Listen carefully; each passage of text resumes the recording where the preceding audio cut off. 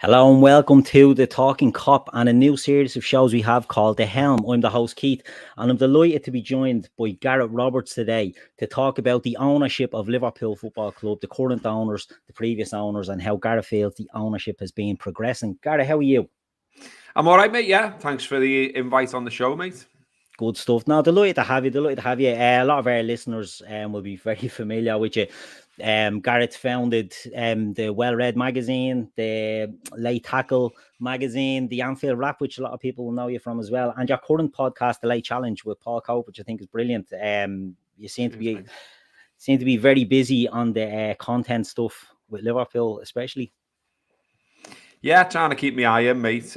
Still doing bits and bobs. We'll see how it all unfolds. I mean, the latest one was really just a sort of, a bit of an experiment to see if we could see what we could do with it. We've been doing it nearly a year now. Slowly but surely, numbers are going up, and the Liverpool show that we do live on a Monday appears to be going well, and it's quite popular. So if people aren't onto that already, come along on Monday live at 5 on our YouTube channel when we chat away, hopefully this week, all about tonking Manchester United with a bit of luck. Yeah, fingers crossed, fingers crossed. Now, it's an Yeah. excellent show. Yeah, anybody that's not already subscribed, go over and jump on that. It's excellent stuff. So yeah, the idea of this show is that we're going to look at different clubs and how the fans feel about the ownership of their clubs, whether it's the previous owners, the current owners, the future of their ownership, and just to get an idea from fans on the ground about what they feel the ownership is. Because look, I'm in Dublin, Liverpool fan. I'm not on the street in Liverpool, get over as much as we can. But I wanted to start off with a Liverpool show, and I wanted somebody who was there at the coal face, at the very start, with Hicks and Gillett into FSG. And yeah, I'm delighted you decided to join us. But we'll go back to the very start, Robbo. We'll look at your thoughts on the previous ownership. So if you want to go back to the feeling around Hicks and Gillett, I'll let you go any way you want with that. Yeah, well, I mean, the reason we sort of ended up in their hands really is probably the easiest place to start. So, obviously Liverpool pre Hicks and Gillett was owned by David Moores, and I think, by his own admission in the end, he and everyone involved in the sale of Liverpool made a huge mistake letting Hicks and Gillett get their hands on it. But, the reason was that he didn't feel, and Liverpool didn't feel at the time, that they could be competitive with him as the owner. And, that's been borne out by the direction that football's gone in since. So I think it's right to say sort of everyone fell asleep at the wheel in letting them take hold of Liverpool. But equally, the reasons for it, it did have to be done because it was where football went at the time. If you remember as well, it was supposed to be DIC, wasn't it, at one point? Yeah. Then that all sort of fell through. And then these two shysters showed up, promised us all kinds, promised us a new ground, promised us money for the team and all the rest of it. And very quickly it started to unravel, and it started to become clear that they were nothing like what they described themselves as, and instead they loaded the club with a load of debt. It was a leverage buyout. Liverpool at one point were paying, I think it was £110,000 a day just in interest on loans, racked up debts of closely coming towards 500 million quid. And look, I think people forget things like, Fernando Torres is one of the greatest strikers to have played for the club, and certainly in the sort of modern era, and he certainly had one of the best songs as well. And to sell your star asset, to Chelsea, it just wasn't done. It just, not the Liverpool way, as we like to used to say. And and the reason it was done was someone had to go, someone had to pay towards those debts, and the whole thing was a shambles. The whole thing was a mess. I think we spent around 50 million quid. Or so the account showed, on drawings of a stadium that never actually happened. And we stayed at Anfield now, and I'm glad that we stayed at Anfield, to be honest. I do try and get to as many aways as I can, and I've been to a lot of these sort of Lego stadiums in a car park in the middle of nowhere, and I prefer that we've stayed where we are. We've got the history.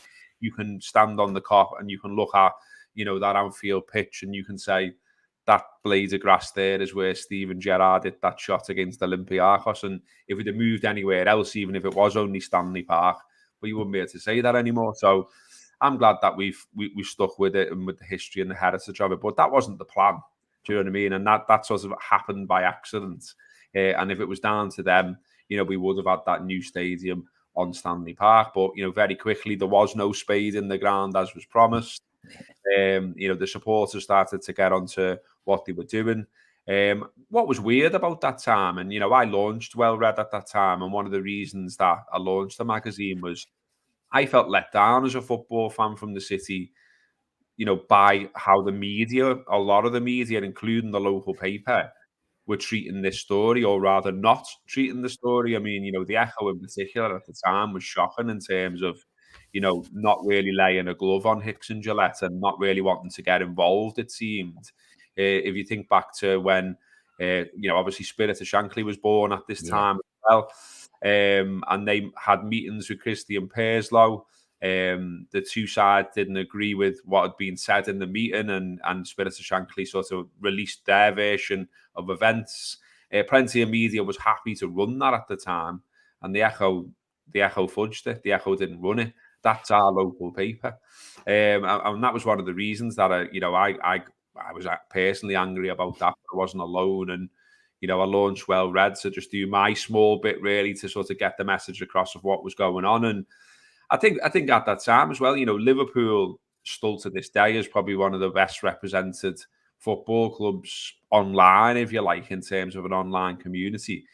And I think that goes back to those Hicks and Gillett days, because everybody 24/7 almost was on forums, on social media and all the rest of it, coming together as one to get them out. And I think that there's been a knock-on effect of that as well, obviously, in terms of, you know, now we've got plenty of outlets producing content and all that, but also we've got a huge following, and it seems there's a constant sort of, you know, there's a constant fractious element to that. Really, you know, there's people with different opinions on things, which is absolutely fine. But what I don't understand about it is the sort of the abuse that runs alongside it. So, you know, if we're going to move on, and I know we are going to move on to the current owners, but some of the stuff about that, you know, people who spend 24/7 telling me or anyone else that, you know, we definitely have to get these owners out, and if you think differently to me, you're the biggest knobhead on the world. You know, come on, you know, like ultimately we all support Liverpool, and if it was anything like what Hicks and Gillett was like, people would be out on the streets. There would be burning crosses. There would be banners. There would be meetings at, you know, St George's Steps and all the rest of it, like there was back in the day. For me, you know, the current ownership's never approached anything close to that. Okay, there's been big mistakes, but you know, they've tended to row back. They tended to do the U-turn. They tended to turn the car back around when they've made those mistakes. Hicks and Gillett weren't bothered. Hicks and Gillett were happy to take on the fans. Were happy to go and seek finance and try and keep the clause in the club. And you know, I still say, and always will say, that fans played a massive part in getting them out. You think about all the stuff that went on, the sort of lobbying of journalists, the blocking of journalists' mailboxes, you know, the sort of lobbying finance companies and telling them that, you know, we don't want you to deal with these people because we want them out. All of those things, you know, definitely helped towards the ultimate goal, which was getting rid of them. And thankfully we did too. I was looking through some Well Reads earlier, and a lot of it's a very depressing read. You know, a reminder of how bad it was, though. And, you know, like getting rid of Rafa and replacing him with Hodgson, for fuck's sake. You know, sort of getting beat by Blackpool and Wolves and, you know, whoever else at the time. And, you know, listening to a manager going on about formidable Northampton and, you know, and all this kind of stuff. It was a horrible time to you know, to be a Red. And I think we all like to say we've got a loyal fan base and we've got fans who'll be there through thick and thin. But we played Bolton, I think, on New Year's Day around those times, and plenty of people didn't bother. And frankly, I don't blame them. So we had some absolute shite playing for us, and we had the worst manager in the history of Liverpool Football Club sat in the dugout. Yeah, it was a tough time, all right, because as you say, you go from, and look, Liverpool have always had that sort of, they always wanted to have a messiah manager, and they had Rafa. Rafa wins the European Cup. He's so popular, not with all the fans, but with a lot of the fans, and to go and replace him with someone like Roy Hodgson.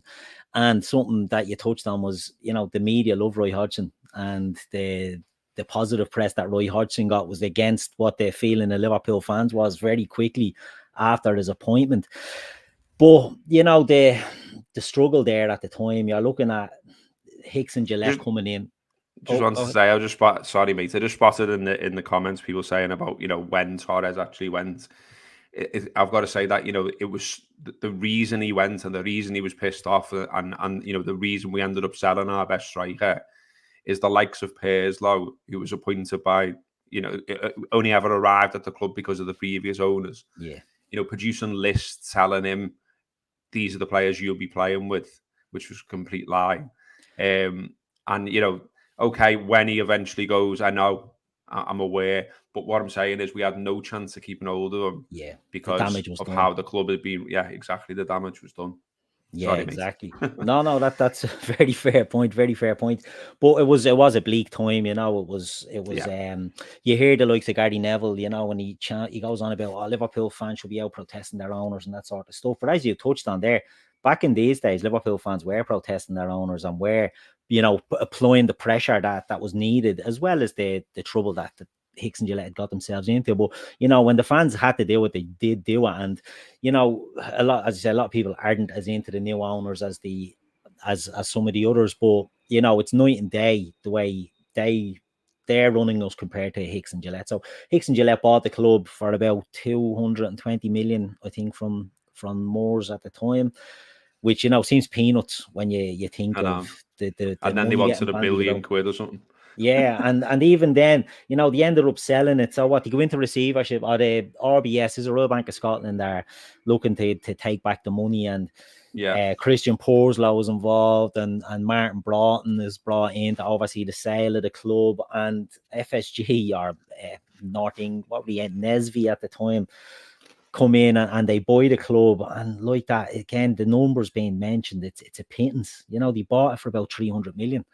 And when you think of a club like Liverpool stature, 300 million, it's crazy money, at even considering the state we were in. But it was pretty bleak back then, and it's easy to forget how bad it was.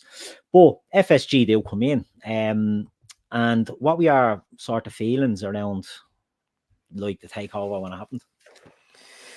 Well, delighted that we got rid of the previous ones, but also a bit wary of what was coming in. Again, I remember writing, loads and loads of stuff on them in Well Reds at the time, and trying to find stuff out from Boston about what these people were like.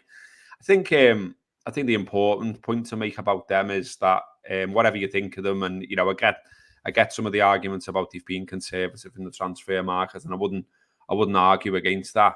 What I would say is, it was so bleak under Hicks and Gillett, and we were. It was perilous. It was like this could be like Armageddon for our football club. We could do a Leeds United type of thing. Yeah. That was the type of situation we were staring down the barrel at.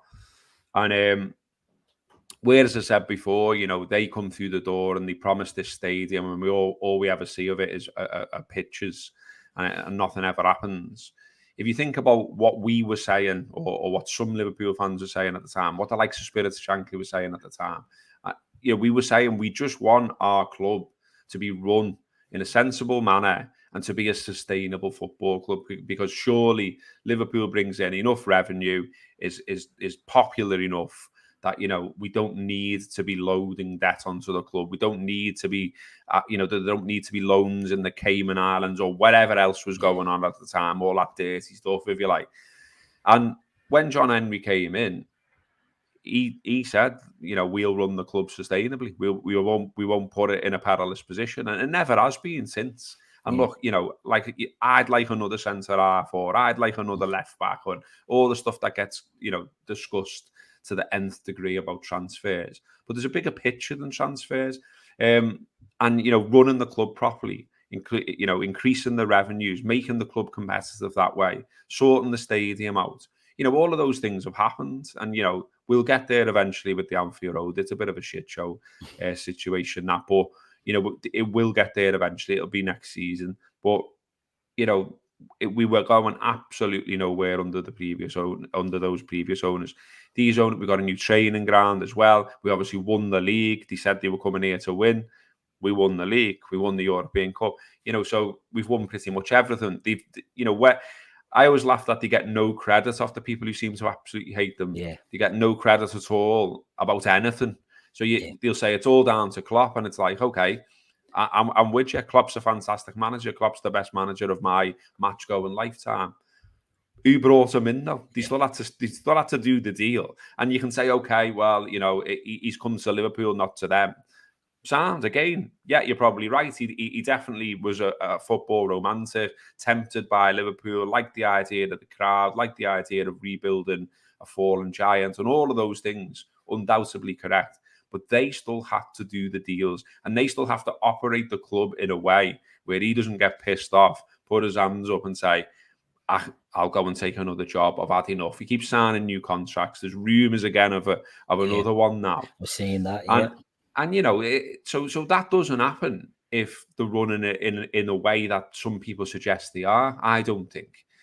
Because he surely knows himself that he's got the run of football. He can go anywhere else and get a job at any time, really. And you think about all the clubs that were sniffing round and when we got him. So, Arsenal, Tottenham, City, United, all seem to have a bit of a sniff around them. And yeah, he chose us. So, the owners deserve some credit for that. Equally, there are things they've got wrong, and there's no two ways about that. The Fairlow decision wasn't right for me. Obviously the £77 tickets, the European Super League. One that gets less mentioned, I think, is one of the. I can remember in the Hicks and Gillett period, we had local MPs and going to Parliament and talking about the effect on Walton and Anfield of the way they were running the football club.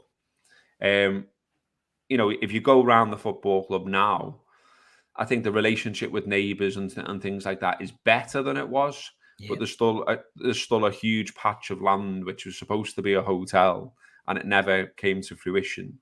And well, what's the story there? Do you know what I mean? And I'm not fully sure myself what the story is there, but I would say that looks like a little bit of a broken promise. Like, did they do enough in the community in that particular situation? Equally, those things like Liverpool Foundation and stuff like that.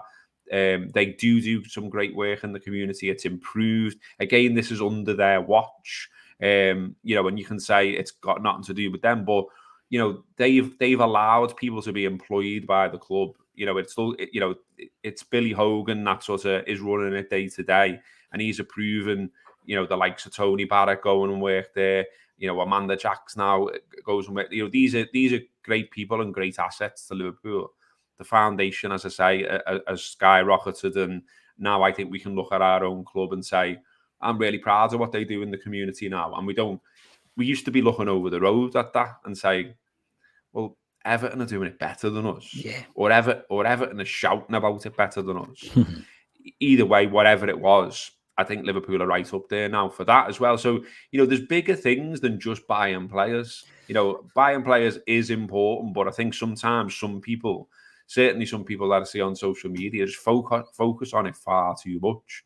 And, there are saying, we've had one set of shysters at our club, and I don't want another set personally. And I don't think these owners we've got now are the greatest owners in the world, and I don't think they're the worst either. They're all right. Do you know what I mean? Yeah. And I'm sort of happy with it being all right. People talk about wanting other owners and wanting people who are going to throw a load of money in. And look, there are fans out there who give no shits whatsoever. Like I've said and written before, saying that, I would like a set of owners that chime with what I think are the values of the city, the values of the people here, and the values of the football club. There are some people that give no fucks about that, and I get that. They're just like, I'll have the oil money. I'll have money from anywhere if it means we can outspend City, if we can win the league every year, and I don't care about anything else. And that's fine. Look, that's an alternative viewpoint, but it's not mine. And, it's as simple as that for me. So, you know, like I say, there is stuff that I can criticise the current owners about, and I've made lots of content about it. And yet, anytime I might bring that up, I'm told that I'm sort of, you know, on the payroll or whatever, and all this, and all that bollocks. And it's like, well, I wish it was, you know what I mean, in a way, because like, it'd be nice, wouldn't it? Yeah, I'd be able to pay the bills a little bit easier than I have been in recent times. So, you know, all that stuff, and you know, you'll get certain weirdos who'll spend days and days arguing with you about it. You know, should you wish to engage with them, I no longer do. It's fair to say I've spent far too much of my life doing that. So, you know, that's my stance on them. You know, I think they're all right. I do think sometimes, like, the stuff we'll never know, isn't there? Like, you know, you look at sort of how Klopp, for instance, now is talking about January already. And look, I think we'd all love a defensive midfielder. We'd all love another centre half, because it looks like, well, Matip is out for the season. And then you wonder whether he'd get a new deal anyway. Klopp saying things like, it's not up to me. That gives you a bit of a hint that, you know, the people who we think have got hold of the purse strings have got hold of the purse strings. Is Klopp unhappy about that, though? He's always got the option of saying it if he has. He's never really taken that opportunity. Also, as well, I think maybe at times he can be conservative, perhaps, as well. I think he likes to rely on a group of players and likes to, you know, operate a meritocracy, and likes to say, likes to look players in the eye and say, you will get an opportunity. Obviously, he did that last night with the team he put out there. Loads of lads there got an opportunity that maybe other managers wouldn't give the players. So he likes to run the club in that way. And, you know, look, there was loads of us, you know, I wouldn't quite say we've got egg on our face just yet, because there's still a shitload of football to be played. But, you know, I think about our podcast, for example, and, you know, like Kopi was giving it loads about signing a new centre-half, you know, before a ball was kicked. And then Kwanzaa's played well when called upon. And so people are saying, you've now got egg on your face. And Kobe's saying, well, let's see, eh? And then Matip goes down, and then it's slightly less egg on your face, and so on and so forth. So it's like a change in picture. But I think we'd all love more transfers. We'd all love more players. But if you compare this ownership to the previous one, it's night and day, and one is a lot better than the other, and it's the current owners, isn't it? 100%. I agree. The likes of if you have a Jurgen Klopp there and he wants these players to buy into his methods, he's not just going to bin them or block their path. The likes of Kwanzaa is given an opportunity at the start of the season, and he's getting a lot of stick for his comments about Matip last night. But, you know, he's looking at an opportunity into the first team, and Klopp would rather, I don't want to speak for Klopp, I don't know, but I'm sure Klopp would rather see a young player progressing and filling that void rather than having to rely on the transfer market. It's something that he's constantly said, but a lot of fans choose to ignore that, as you've said. But if we go back to your early thoughts on the current owners, Gareth, so when you think of when they took over, and they brought in Kamoli and they brought in the likes of Jen Chang, there was a lot of stuff happening, wasn't there, in the early days under FSG that was a bit circusy, really? Yeah, no doubt. Look, no doubt at all about that.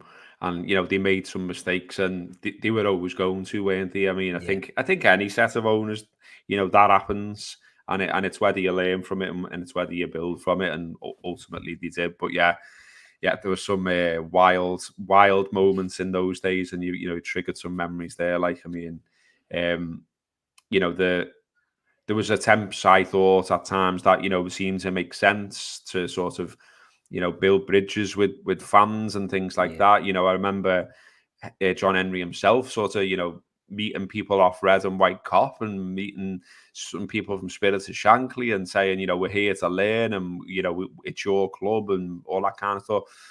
Then there was a sort of a long period where it felt as though they weren't quite listening, and you know, they were prepared to sort of put our views aside a little bit, and they went where they went, you know, obviously regarding tickets that time, which was a shock to Spirit of Shankly and a shock to everyone. And ultimately, you know, to see people, and I was part of it myself, to walk out of a game on 77 minutes is one of the wildest things I've ever done as a fan. But, you know, it was a means to an end, and it achieved what we wanted it to achieve. And, we've managed to sort of keep ticket prices relatively reined in ever since, and long may that continue, because I'm still of the belief that, football is quite expensive enough, thank you very much. And the way Liverpool need to compete revenue-wise is not fleece, lifelong fans who are already, handing over a huge proportion of their salary, their income as it is. So, talking about sort of the effect, going back to like the effect of the previous ownership, I like the fact that we have that engaged supporter base. And, I've got myself involved in Spirit of Shankly at the moment. And, I went to a supporters board meeting for the first time the other week as well. And look, I think that stuff like that's fantastic to have, a panel of people there from the club talking directly to fans, listening directly to fans. We've come a long way. And that supporters board is enshrined, you know what I mean? That's in the articles of association of the club. Do you know what I mean? So like whoever comes on to own Liverpool in the future, and there will of course be different owners at some point, they can't just kick that out the way. That's there now, and it's hopefully there as a way of controlling the matter side of thing. I don't think fans ever want to be involved, and this is something that is being talked about at Spirit Shankly. Actually, how do we sort of say this and communicate this? I don't think, and I think most of the people there don't think, that we should ever really be venturing into, we want some kind of say about transfers. That's a bit wild. That's not an area we need fans to be venturing into. How would that even work? Do you know what I mean? But what we do, going back to what I said before, is, we want fairness. We want the club to be running the right way. We don't want the club to be placed in a position like it was placed in before, which is perilous and, an outrageous way to run a football club. And again, look down the road, look at Man United, look at where they're at. We're playing them this weekend. You wouldn't want their owners. You wouldn't want their ground. You wouldn't want an hole in the roof. You wouldn't want their manager. You wouldn't want their squad. They're a mess. And, to be daft for a minute, long may it continue. I'm made up because, they made my life a misery as a Liverpool fan for a long, long time. But, we're the polar opposites. We're running it in the right way, in a sustainable way. And look, as you said there, of course, they made mistakes. And, there was the Comoli stuff and the Moneyball stuff. And, it did feel at one time as though they felt they could sort of like cheat the system through intelligence. And, they thought they'd found a bit of a backdoor, and they definitely thought that financial fair play would have more teeth than it has. It would be good if it fills them. Yeah, and look, it would be good if it showed its teeth to Manchester City rather than kicking the puppy that is Everton. Because look, I haven't got that much sympathy for Everton because they've broken the rules and they deserve some kind of sanction for that. I understand the anger though when it's like, well, hang on, okay, we've broken the rules and we deserve some sanction, but what about these lads over here with 115 charges? Any hopes, lads? Do you know what I mean? So, but we've heard from Manchester City. We know what their stance is. Anyone who's read the Spiegel stuff can see how they want it to go. They're prepared to put Kevin De Bruyne wages against the lawyers' bank account and say go and crack on. So they'll just continue to deflect and keep on doing what they're doing. They don't really care. And look, again, our club isn't run that way. And look, I'm sort of Sam with it, so it wasn't ideal, the circumstances that we won the league in. Of course, we would all say we wish we were there and we wish the stadium was full and we wish it didn't come at the time it come, but no one can predict a pandemic. But I still think in a sporting way that, the way we went about winning the league and we won the thing, has got more value to it than just racking up league titles by breaking the rules year after year, which is what City are doing. And I sort of don't know, and I don't know that many City fans, to be honest. And the ones that do know, we don't really sort of have a direct conversation. I think we both agree that it's probably for the best not to have that direct conversation. But I do wonder how, not it's extreme to say how do they sleep at night, but they must think, doesn't it feels a bit weird, this, and it's a bit mad, this and all that. And I'm not saying that they're there at night praying for the days of when Jeb Brannan was turning out for them and they're getting beat by Stockport County, but the glory days. It's just the way they've gone about it is a bit grubby, isn't it? And I do wonder about how they all feel about that deep down, if they were honest. But getting someone to say out of that lot how they feel them deep down or whatever is quite a difficult task, as anyone who's ever produced football content no doubt has found out. Yeah, 100%. And it is important that you do stick something you touched on earlier, the values of your club and your city and things like that. And the thirst for these Middle East owners, because they'll tell you, they do so much for the area, and Manchester City have done, they built up the area, and of course they do, because that's what they're doing. They're sports washing the whole project, that everybody thinks it's great and turns a blind eye. But the thing with Everton, kicking a dog when it's down, 10-point deduction for one charge of, it's not fairly insignificant, but in the grand scheme of things, when you think of Man City, it'll be interesting to see what plays out there. But they're just going to keep tying it up in red tape and kicking it down the line. And Pep Guardiola won't be there. It won't be his problem. He'll skate off into the sunset in a couple of years and will wipe his hands of the whole mess. But it's so important to have ownership that, try to do the best for the club. And I'm not saying, look, if FSG have totally done that, but how do you feel that their ownership has played out? You've touched on, they've won an awful lot and they've learned an awful lot from their mistakes along the way. When you think about the club, sort of when they bought it and where it is now, it's night and day, really, isn't it? From a commercial sort of enterprise and a footballing enterprise as well. The difference is just through the roof. Yeah, 100%. And look, if you want to be cynical about it, and plenty of people are out there, they've done, from a financial point of view, they've played a blinder, haven't they, for themselves? Because, what's Liverpool worth now? Well, it looked pretty certain when, there's plenty of people reporting that, a deck, as they called it, was prepared to sell the club. And there was a little bit of a row and back saying, oh, no, we only ever were looking to sell some of the club. But I'm pretty sure if someone had came along at that time and offered the right money, they would have had the chat. And look, we might not know about it. They may well have had the chat. What I'd like to think with them is that I know they're going to sell and I know they're going to make a profit. And loads of people are going to say, I told you so, when they make that profit. But that's all they were ever in it for, the businessmen. And, I don't like the fact that we have to call football a business. I'm more of a purist and, I'm more of a sort of, jumpers for goalpost type fella. But look, the world's changed and this is where it's gone. And, there's not too much we can do about it. I keep mentioning sort of supporters role in all of this and Spirits of Shankly and all of the rest of it. Once upon a time, we dreamed about supporters owning the club. And I think, unfortunately, that dream's died.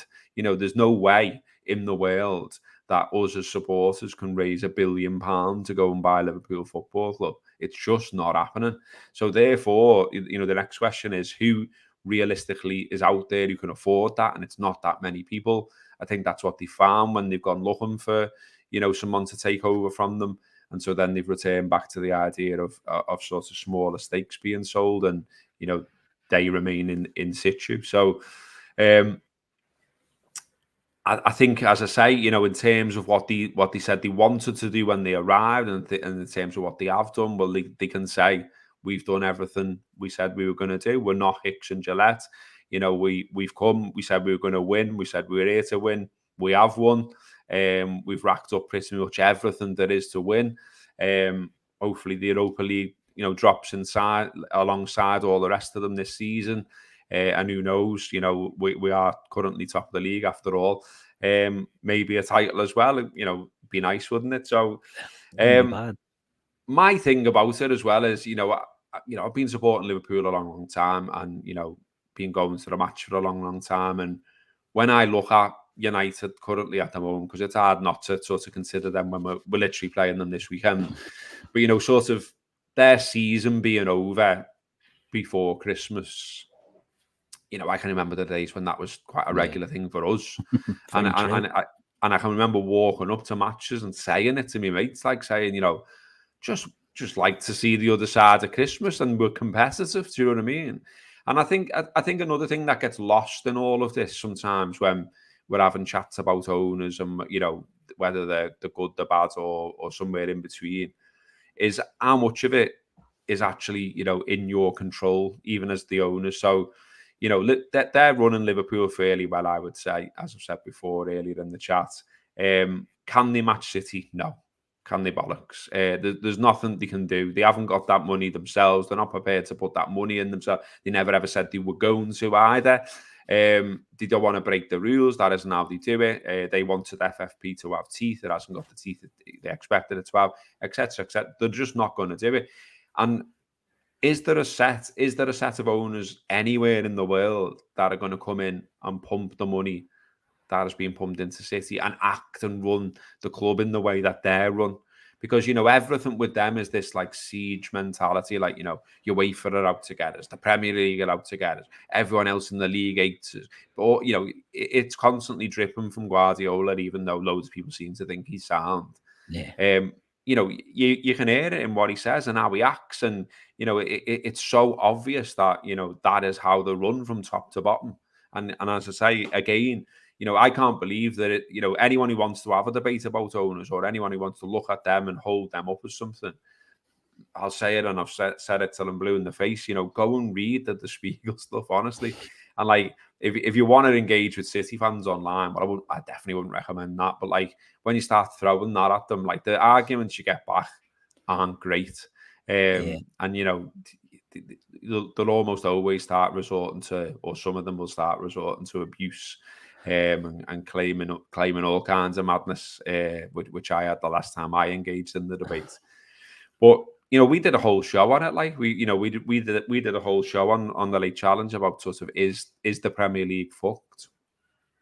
And a lot of the basis of that show was going through the charges, going through what they've done, and going through the fact that nothing is still happening after all this time, and they continue to be there. And then of course like it sort of presented it like, for me, if I'm talking about Man City ever on our podcast, and I do a fair bit, I'm always throwing in that the cheats, as far as I'm concerned. I'm always throwing in that they decided to break the rules and they decided to run their football club in that way. You very rarely get that, obviously, in the mainstream. Like, it's all this, the greatest team ever, the greatest team in the world. They've got this fella, that fella, they've got this manager, this striker. For me, there's just this huge asterisk over everything they do. It's floating around in front of my eyes every time I watch them play football. So Liverpool aren't run that way and won't be run that way in any time soon. And so, to punch our weight and to be competitive where that's your opponent, I think that's pretty good, to be fair. And as I say, everything's rosy behind the scenes in terms of the finances. We've got a nice stadium there, a growing stadium, a stadium that this weekend will host one of the biggest crowds Anfield's ever seen. That number will go up again, and we, like I say, I'm happy with it. And like I live not far away from Everton's ground, well, all of their grounds. Goodison's far too close to where I live currently, and the way I travel sometimes, I can see their other ground going up, and I can see how they're getting on with that. And look, it looks good. Fair play to them. But as I said before, I'm happy where we are. I'm happy with the Anfield. I'm glad that we stayed. And again, I wonder how Evertonians will feel about when they do move to Bramley Moor and they do get in there. Will they miss Goodison? I'd imagine that they will, because they've got so many memories locked up there. And it'll be a bit sad. I'm going off on a tangent here, but it'll be a bit sad for this area.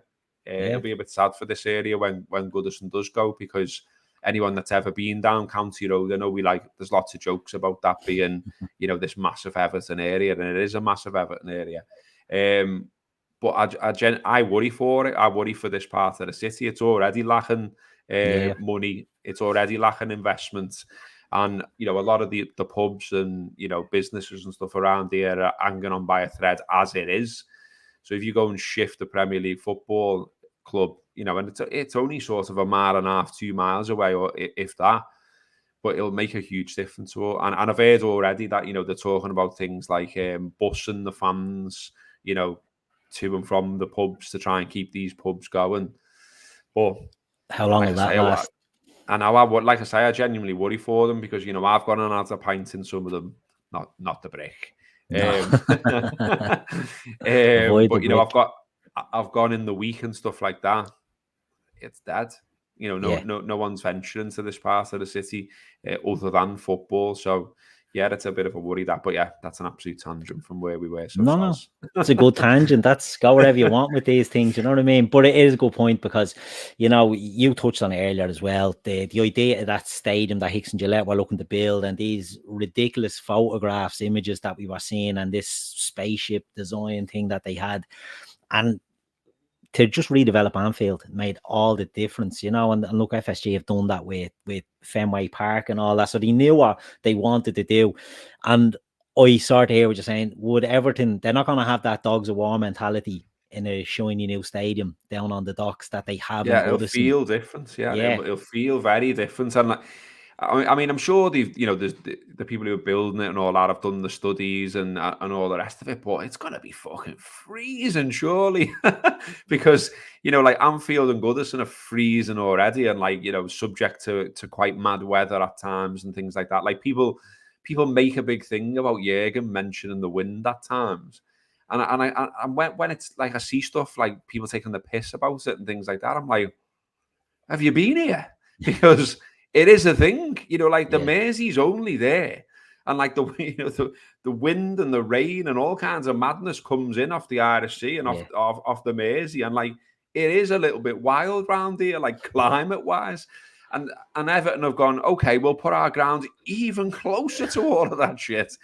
You know, it's going to be absolutely freezing down there in the winter. But like I say, but, you know, look, the flip side of that, just to go back to that for a second, is that where they're moving to needs investment. Where they're moving to needs some fresh life breathed into it, and, you know, hopefully it'll sort of close that gap between town and North Liverpool a little bit, and, you know, some investment will find its way to this part of the city, because my God, does it need it? Do you know what I mean? It's like, you know, I'm proud of the Albert Dock. I'm proud of the city centre. I'm made up that we get tourists here and that economy is thriving, but you don't need to venture too far to other parts of the city to go, well, what about this bit? Yeah. And that's sort of been the case for most of my life as well. And I can remember talking to Alan Bleasdale about that a long, long time ago, a bit of a name drop there. But he was saying very similar, though. He was like, you know, because we're both lads who grew up in Huyton. Yeah. And, you know, there's not a lot of money getting spent on Huyton, I'll tell you that. And, you know, when the government was talking about sort of, you know, levelling up money and all this kind of stuff, Huyton put in for money to be spent on the town centre, and shock horror, the Tories didn't give it to them. Surprise. But it's a very valid point, because, you know, the area, as you say, to move Everton away from Goodison, that area. I was over at the Fulham game there a couple of weeks ago and drove down. Got a lift from Manchester and drove down County Road and all that, and it was bustling. It was a Saturday evening, and when you think when that stadium goes there, as you say, what will be taken from there will move to down where Bramley Moor is. But will Liverpool be able to sustain that local economy up around Anfield? You know, like you said, you've done good work, but there's still a lot of work that needs to be done, and especially if they take Everton out of there as well, you know, will the club be able to carry that load? Only time will tell, I suppose. But give us some pros of the FSG ownership, Gareth, if you have any. If you don't, you don't. But if you have, what's been the big plus points of their ownership for you? Well, like I say, you know, quite a lot of good stuff has happened on their watch, hasn't it? You know, whether you think it's down to them or not. So, you know, Jurgen Klopp's got to be, you know, right at the top of the list. They managed to get a fella that, you know, at the time, I can remember him being on the front page of, you know, 442 and World Soccer and those type of magazines. And it was like, you know, this, one of the headlines in one of those magazines was, "This is the most wanted man in football." Yeah. Because, you know, everyone looked in at him, at the job he did at Dortmund, and the character he was, and the football they played, and how he developed that club, and how he got them punching above their weight, and how he got them competing with the big boys. And everyone went, "I'd love him at our club." And I remember, when we got Klopp, I was absolutely delighted. I obviously wasn't alone on that. Everyone was buzzing. I was fortunate enough to go to his first ever press conference, and the sort of the aura around the man when he walked into that room was unbelievable. He drops the normal one line and all that kind of stuff. He's got the journalist eating out of his hands, and it was just such a big thing to get him. And I remember talking to my mates and saying, and we all said sort of, if this man can't win the league for Liverpool, it's never going to happen. Because let's be honest, during that 30 years, there's plenty of times where you thought, this is just never going to happen. Do you know what I mean? Like, we had credible title challenges here and there under Rafa, and, even at times under Houllier, and obviously the little roller coaster under Brendan and things like that.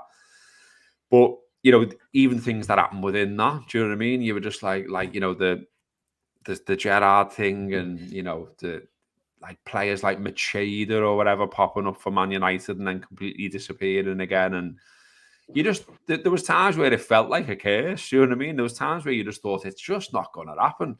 And like, everyone's going to be taking the piss out of us forevermore because we can't get it over the line. So, Klopp and winning the title are number one, and that's come under their watch. And like I said before, they can walk away, whatever people say about them, and say, we're the owners that ended that. We're the owners that ended that 30-year wait. So, that's got to be right up there, because, did a title challenge look likely when, we're losing to Blackpool, when we've got Hodgson knocking round? Did it bollocks, and, the players we had then as well, you know what I mean? Like Konchesky playing for Liverpool Football Club. How did that ever happen? And then, Perslow, the Fernando Torres of finance, having his fingerprints all over like a huge deal for Joe Cole to come to Liverpool. And, anyone who watched him, it looked like he was smoking 40 ciggies a day. Like, you know what I mean? He was way past his best. Yeah. He was way past his best. So to leave all that in the rearview mirror and have a manager like Klopp, have the players that have played for us under their watch as well. We've never been short of a hero in that time, have we? And it looks like once again, we've got players that we may well be considering in a similar bracket pretty soon. The likes of Szoboszlai and what have you. So yeah, I think they've done a lot of things right. There's no two ways about that. They've won the league. They've improved the grounds. We've got a new training ground.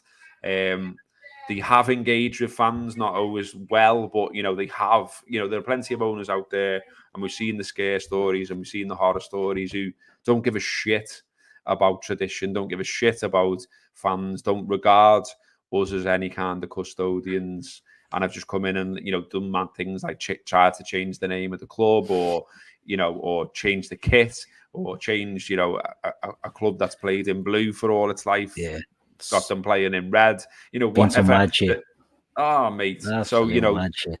When you put it in the context of that, and when you say, and then there of course, our own previous owners who compared us to Weetabix, when you put it in the context of what we could have had, I think we've done all right.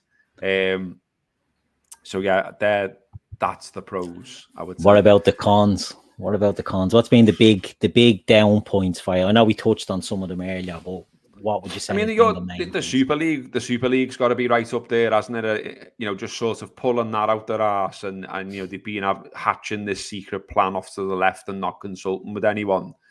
That went against everything that they'd sort of said they were about previously, and that was such a mistake and such a PR disaster. And I actually thought and wrote at the time that I thought that'd be the end of them.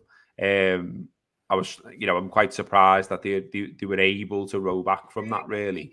And I think a lot of people now, still, are stung by that, really. And that's a big stain on their time here, that they went and did that. And my understanding of it as well is that, I mentioned before the likes of Billy Hogan and the people who sort of like run the club, on a local level, if you like, and who were there day to day rather than miles away in Boston or whatever. It was a shock to them as well. you know, this was very much, you know, a John Henry level of madness. And you know, to put our name to that, and you know, to have the players even like, you know, they walked into the dressing room, didn't they? And there was the t-shirts there, sort of taking the piss out of Leeds, the was idea. it? Leeds, was it? Yeah, it was. Yeah, I it think was you're Leeds right, mate. away. Yeah. Yeah, And you know, to have them associate, you know, they shouldn't have been facing that. The manager shouldn't have been facing that. Jurgen shouldn't have had to have answered questions about that. That was their shit. That was their doing. And you know, ultimately, of course, we got John Henry rolled out to apologise for it all. But yeah, absolute shit show. The ticket prices thing was another saga, another fiasco, another shit show. I really don't know what they were up to with that. And again, you know, I'm not saying it's insight, you know, but what I remember of it, I can remember Jay McKenna, who was then the chair of Spirit of Shankly, back involved now as well, which is brilliant news for all involved, I would say. Jay, I remember Jay coming into the Anfield offices with, you know, various bits of paper. And he was like, they've just gone rogue here. Do you know what I mean? He's like, this isn't what we've been negotiating. You know, we've been involved in talks and they were saying they were going to do this and they were saying they were going to do that. And we were feeding back our opinion about X and Y. And then they just suddenly gone, boom, not asked, £77. And obviously, you know, that went down well with the support, didn't it? But, you know, again, what I said before about sort of, you know, a motivated fan base and an active fan base, you know, it was a brilliant show of strength from the fans to, you know, come out with the black flags, to walk out on 77, to secure all that media coverage and be discussed on, you know, Footy Focus Match of the Day, to be a headline across the world about, you know, sort of don't take the piss out of football fans because this is what happens when you do. I thought all that was brilliant. And you know, it serves as a lesson to some of these fat cats that come and get hold of our football clubs that you can't just do what you want, lads. And it is always lads, isn't it? Let's be honest.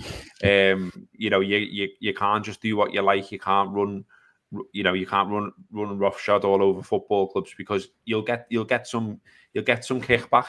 I think sometimes the people who run football clubs think that there's a never ending supply of arses to fill those seats, and that, you know, they can do whatever, you know. So what, you know, we had the legacy fans thing, didn't we, during the Super League? So, you know, like I was, you know, these people, it described the likes of me, to be honest. You know, legacy fans, you want X, Y, and Z and want clubs to be running this way.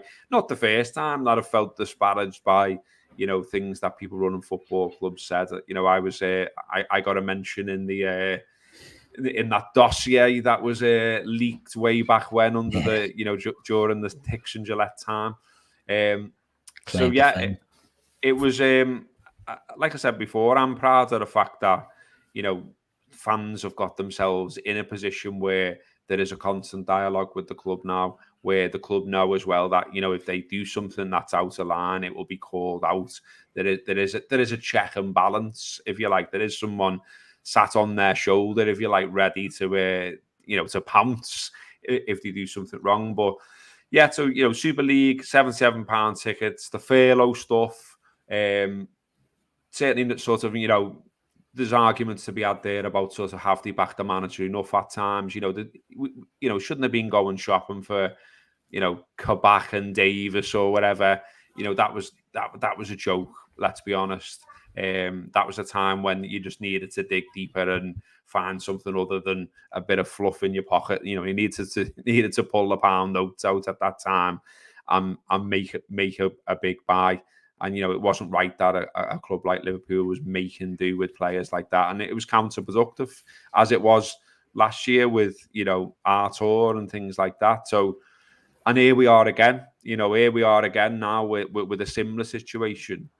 And that would be one of my questions to them if I could ever speak to them directly. I would say, well, do you not feel like at some point you've got to learn your lesson here? Yeah, you might have to go and pay a bit of a tax because other clubs will look at the current situation and go, they're a centre-half short there, or they're still crying out for an actual DM rather than a lad pretending to be one.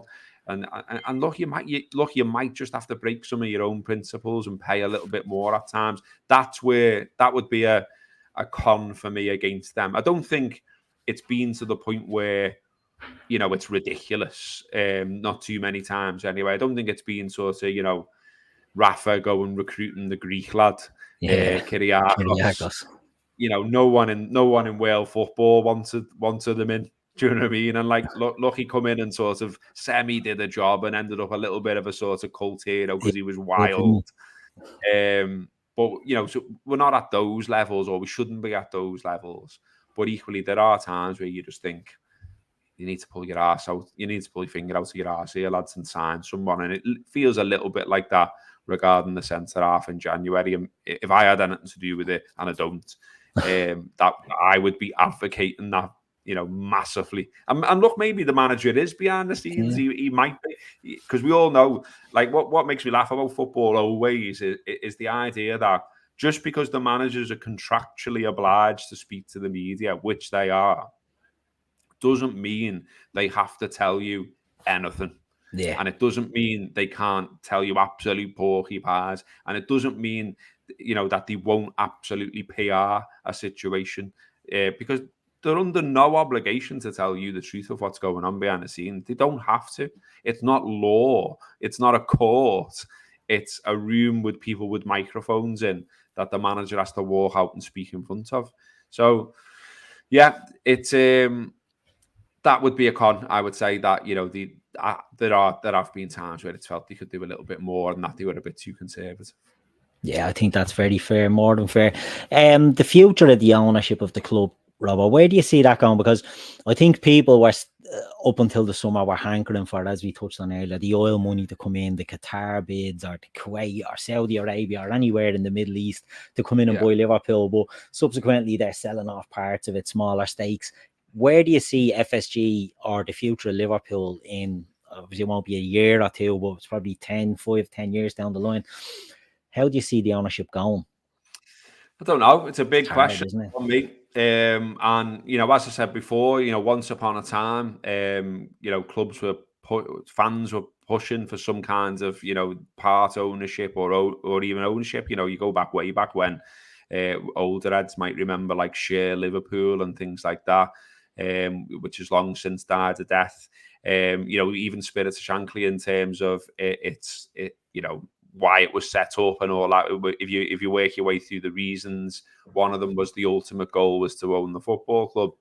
I think most people would accept now that isn't realistic. You're not going to see that. I saw someone in the comments there saying, you know, is it enshrined about the supporters board? I mentioned that earlier. It is. It's in the Articles of Association. It's safe, and that's a good thing.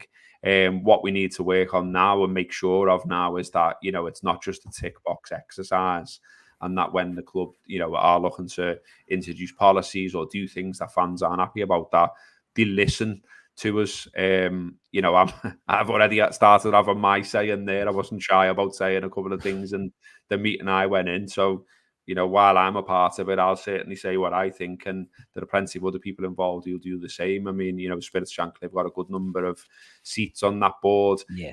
Other supporters groups are represented as well. It's not just Spirit Shankly. So it's a good thing that that's there. You know, I'd like to see even more involvement from the board, if you like, a supporters board. You know, it could be tick boxy.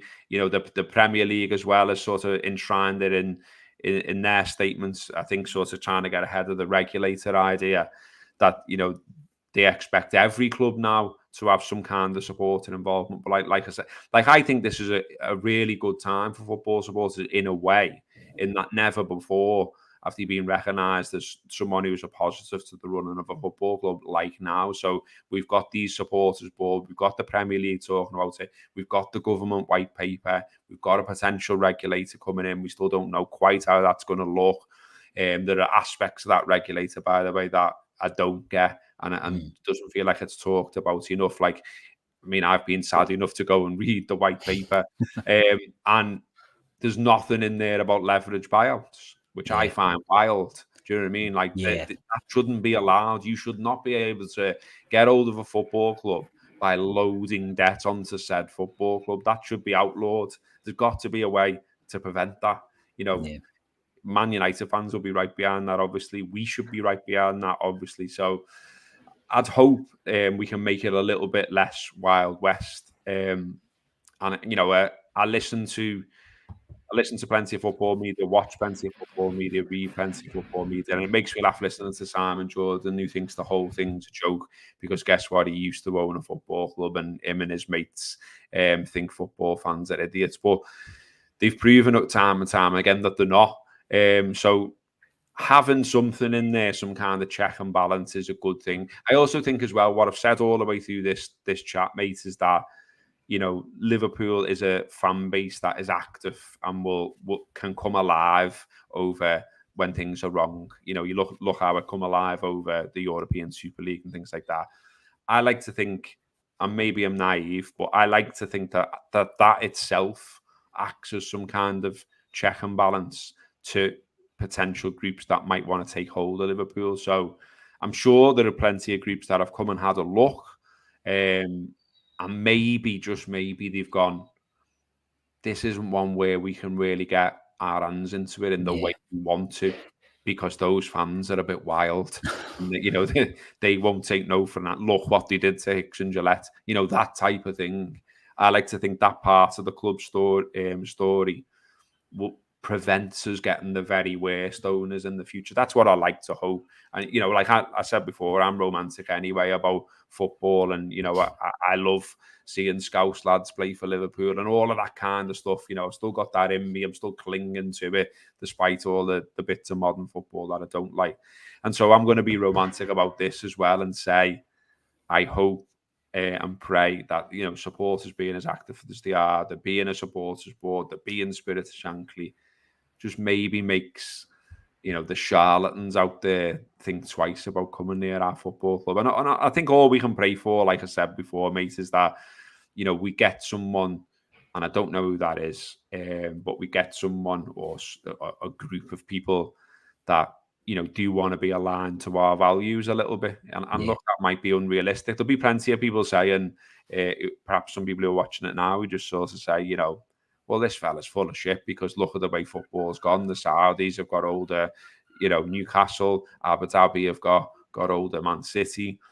And, that's where it's going. And, look at who's been linked to Manchester United as well. And so it's a very difficult question, mate. Who knows? All we can do is just sort of keep on the bandwagon and sort of see where it goes. I mean, I'm not sure I think it's a problem and it isn't. I'm going to say this. So, but I speak to a lot of fans, and I think a lot of fans go the match, watch the football, engage with the football media, do all the stuff that they've always done.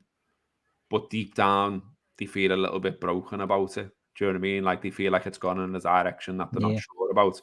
And I'm not saying they're walking away from the game, because the Premier League would, can happily present that all the grounds are full, that demand for tickets is as high as it's ever been.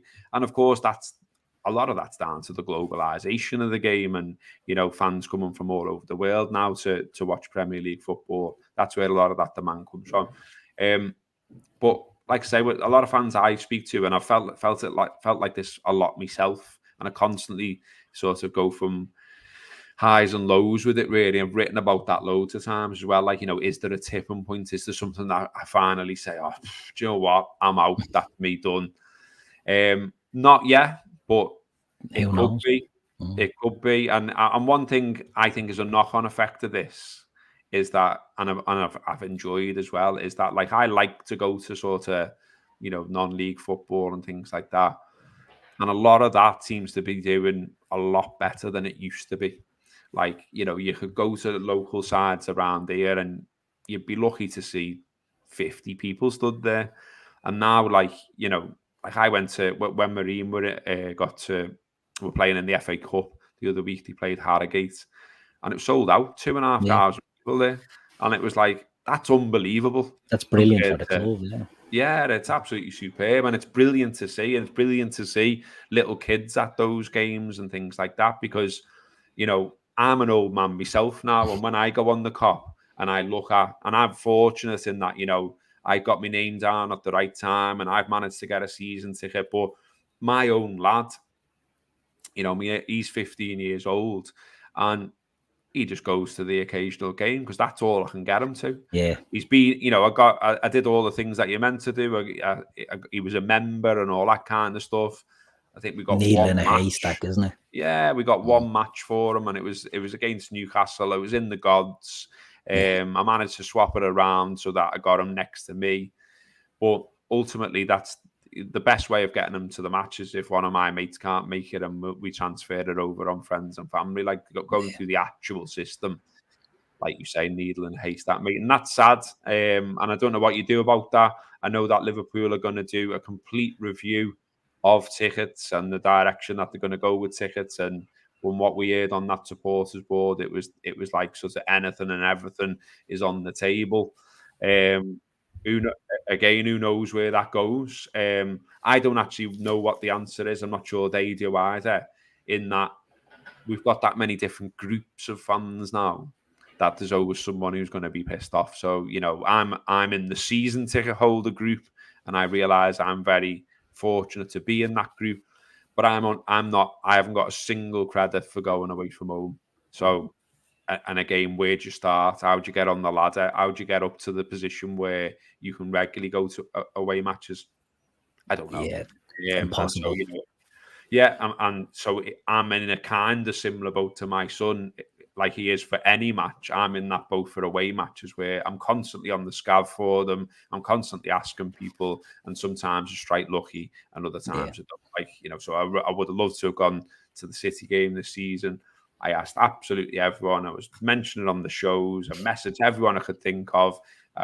Tried to, you know, anything and everything. I tried to do it. No dice. Yeah, not happening. And I won't ever play over the odds either because, look, I understand why people do pay over the odds because they feel it's the only way they can get into the ground. But my stance on that is if I pay over the odds, I'm helping touts, and I don't like touts. So I'm not doing it. Simple. But, you know, I have people who say to me things like, you know, do you go all the Euros, do you? Do you go away in Europe? And I'm like, you know, once upon a time I did do, yeah, but now I can't get the tickets and I don't even know how to start to get back on the ladder. And I've had people go, oh yeah, I just pay. I know this lad, he's a tout, I pay 180 quid, 200 quid. And I'm like, I'm not paying that for a ticket. Get the fuck. It's a madness, all right. And especially, as you say, young lad trying to get him over or trying to get him into the games at 15, you know, he wants to be there and it's just a nightmare. And that's for someone that's local, you know what I mean? Yeah. Like I know people coming over from Ireland and they're paying big dollars to get over, to get in, because they'll only do it once or twice a year. It's just a nightmare to deal. But I agree with you. Why would you pay the tout? You're only feeding that one then, you know what I mean? And you're feeding. And look, that's a difficult thing to go at as well with the touts, because you know the more and more sophisticated they tend to know or find ways to get around the system. The club are trying to be clever and sort of, you know, reverse things back on them. And there's a bit of a thing the other week where, you know, a lot of the local sale tickets were hijacked, and the club realised that had happened and, you know, cancelled them, and you know, because there was loads of daft names and things that had been registered to buy tickets and blah, blah, blah. So they got onto it. But it does feel like whatever the club does, you know, some of the touts seem to always be a step ahead. And look, it's difficult for the likes of, you know, your normal man on the street to do anything about it as well, because, you know, a lot of this stuff is connected to organised crime and things like that. So, you know, like, you've got to be careful about what you say and who you say it to. Exactly. And I'm not gonna be a crusader about touts too much, because you know, I don't fancy walking around the corner and getting done in at some point. Do you know what I mean? Well, that's the price of being a famous face, Robbo. You know what I mean? Like you have to watch what you're saying around there. But no, look, I'll let you go now. But I want to ask you one more question. Who's the best goalkeeper Liverpool have ever had? And why is fucking hell. You spotted that, did you? Yeah.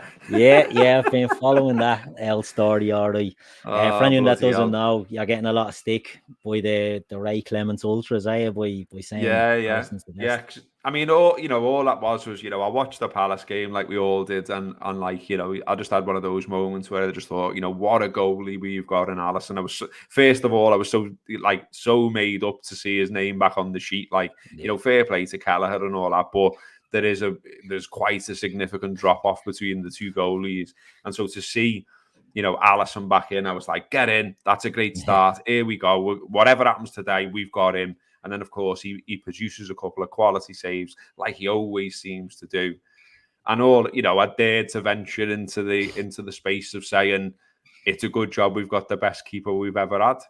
And yeah, as you say, some people that seem to get up the nose because they're huge Ray Clements fans. But look, I've seen Ray on videos and stuff, and I know the score, and I know what he won, and I know what sides he was part of, and none of that is to disparage Ray whatsoever.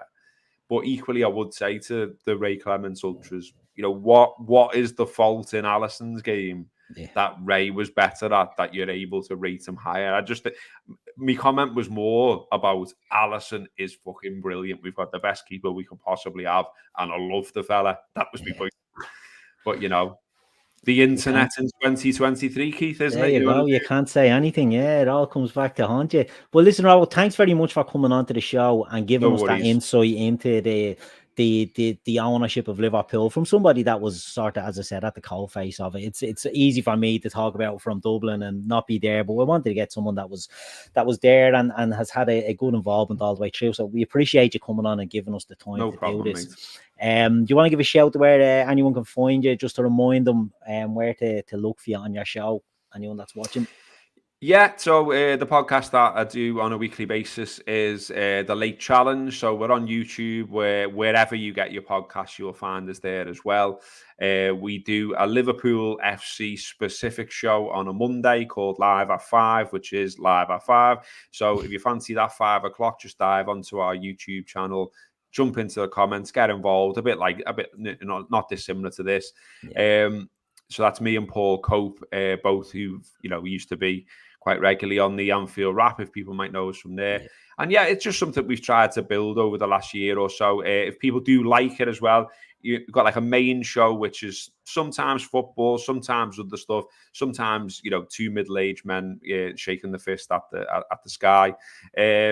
And then we've got a Patreon as well, which is where you can sort of support what we're doing. So, the shows that I've just mentioned there are free. You can dive on, you can watch them whenever you want or listen to them. We've got an extra show that we do each week behind the Patreon wall, if you like. You can do a free trial on there, or you can pay from £4 a month upwards, and that just sort of like helps us pay for the studio and things like that. Keep it ticking along, mate.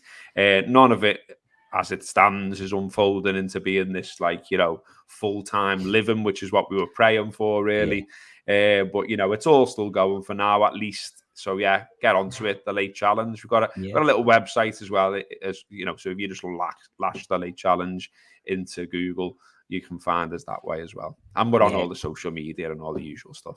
Good stuff. No, it's brilliant. I do listen in. I think it's great stuff. So I would recommend anyone to jump on and support the lads. So yeah, look, we'll leave it there. That's been the Helm. I've been your host, Keith, and we'll see you again soon.